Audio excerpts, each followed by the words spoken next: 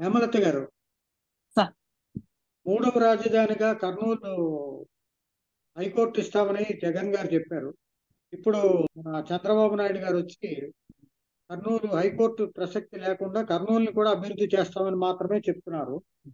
ఈ 4సారి పరిపాలనలో రాయలసీమ అభివృద్ధి ఏ మేరకు చంద్రబాబు నాయుడు గారు చేయగలుగుతారు?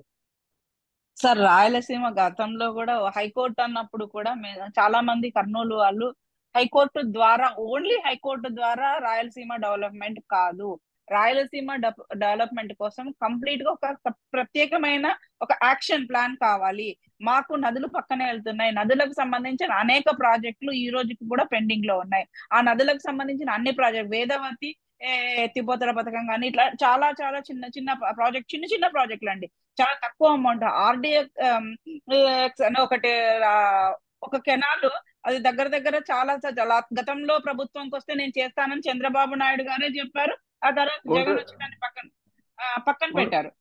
గుండ్రేవుల సార్ గుండ్రేవుల గుండ్రేవుల ఇవన్నీ కూడా మనకి ఏవైతే ఇరిగేషన్ ప్రాజెక్ట్స్ ఉన్నాయో ఆ ఇరిగేషన్ ప్రాజెక్ట్స్ అన్నిటినీ కంప్లీట్ చేసినట్లయితే మాకు రాయలసీమ సస్యశ్యామలం అవ్వడంతో పాటు దగ్గర దగ్గర నెల్లూరు దాకా మంచినీరు ఇవ్వగలుగుతాం. మాకు తాగునీరు సాగునీరుతో పాటు నెల్లూరుకి తాగునీరు అందేయడానికి మాకు అవకాశాలు ఉన్నాయి. మేము ఏవైతే అష్యూర్డ్ వాటర్ ఉన్నాయో ఆ అష్యూర్డ్ వాటర్ ని కూడా మేము వాడుకోలేని పరిస్థితుల్లో ఉన్నాం. అవి ఏకంగా సముద్రంలో కలిసే పరిస్థితి. సో మాకున్న అష్యూర్డ్ వాటర్ ని మేము వాడుకోవడానికి అవకాశం ఇస్తూ వాటికి డెవలప్మెంట్ ఉన్న ప్రాజెక్ట్ ని కంప్లీట్ చేయాలి. ఎప్పుడు నా చిన్నప్పుడు హంద్రీనీవా అని, ఇప్పటికీ హంద్రీవా, బహుశా నా కొడుకు కూడా 20 years వచ్చాయి. ఇవి కంప్లీట్ చేయాల్సిన అవసరం ఉంది. అట్లాగే ప్రాజెక్ట్స్ అండి, ఇప్పుడు అంటే మాకు ఇటు తెలంగాణ నుండి బెంగళూరు కర్ణాటక దాకా మంచి హైవే ఉంది. ఇక్కడ ఒక కారిడార్ ఐటీకి సంబంధించి కానీ ఇండస్ట్రీస్ కి సంబంధించి మా రాయలసీమ ఖనిజాలతో ఫుల్ నిక్షిప్తమైంది.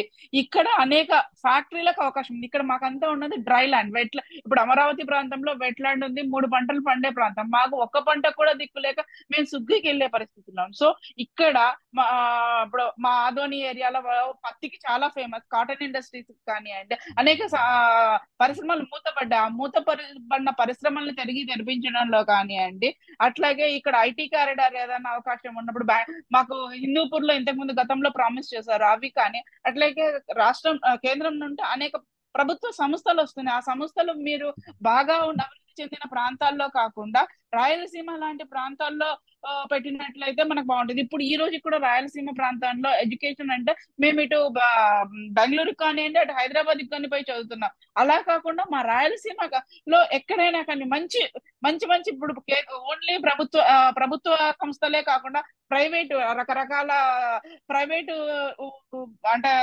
కళాశాలలు కూడా ఒక స్టాండర్డ్ తో ఉన్న కళాశాలని కానీ ఇక్కడికి రప్పించినట్లయితే ఎడ్యుకేషన్ లో కానివ్వండి, అట్లాగే ఇండస్ట్రీస్ లో కానివ్వండి, ఇరిగేషన్ లో కానివ్వండి, వీటన్నిటిని కోఆర్డినేషన్ చేయగలిగితేనే మాకు రాయలసీమ డెవలప్మెంట్. అది ఓన్లీ హైకోర్టు ఇచ్చినట్లయితే న్యాయ రాజధాని మాత్రమే మా రాయలసీమ అభివృద్ధికి అయితే మంత్రం కాదండి. ఖచ్చితంగా మేము గతంలో కూడా ఇంతకుముందు మాట్లాడుకున్నాం. ఇరిగేషన్, ఇండస్ట్రియల్, టూరిజం, ఈ మూడు ఇన్ఫ్రాస్ట్రక్చర్, ఈ మూడింటిని ఈ నాలుగిటిని కానీ మాకు రాయలసీమ ఇస్తేనే మేము అభివృద్ధి చెందుతాం. ఆ అభివృద్ధి మంత్రంతోనే ముందుకెళ్తాం. దీని మీద ప్రత్యేకమైన దృష్టి చంద్రబాబు నాయుడు గారు పెట్టాలి. దీనికి సంబంధించి అనేక మంది మేధావులతో కూడా మేము వారి ముందుకు ఒక ప్లాన్ ఆఫ్ యాక్షన్ తీసుకొని దీని మీద మమ్మల్ని చూడండి అని అడగాలన్నది కూడా మా సైడ్ ఉంది ఒక ఆలోచన.